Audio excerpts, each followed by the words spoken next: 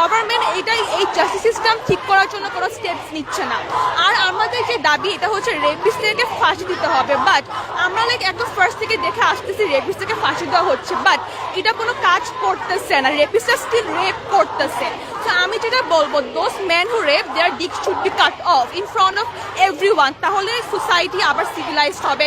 সব যারা রেপিস্ট আছে ওরা সবাই ভয় পাবে, ভয় পেয়ে আর মেয়েদেরকে রেপ করবে না। তাই ফাঁসি ইনাফ না, আমাদের আরো বেশি এক্সট্রিম ওয়েতে যাইতে হবে রেপটাকে থামানোর জন্য। Thank you. জানতে চাই আমাদের ইসলাম ধর্মে যে ধরনের ধর্ষকদের শাস্তির ব্যবস্থা হ্যাঁ অবশ্যই সেটা চান কিনা? আমরা এটাই চাই, তাই না বল? আমরা ওইটাই চাই, সব অবশ্যই যেটা ফাঁসি দিতে হবে সবার সামনে, পাবলিকলি ওদের গলা কাটতে হবে, এটা ছাড়া আর কোনো ওয়ে নাই। আমাদের ইসলাম যেটা বলছে যদি আমরা এটা একবার হলো বাস্তবায়ন করতে পারি আমাদের দেশে, তাহলে আপনারা পরের দিন থেকেই দেখবেন রেপের সংখ্যা, রেপ না যে কোনো টাইপের ক্রাইম, ওরা সব স্ট্যাটিস্টিক্স অনেক কমে যাবে। আমরা আমাদের ইসলামিক জাস্টিস ব্যবস্থাটাই চাই।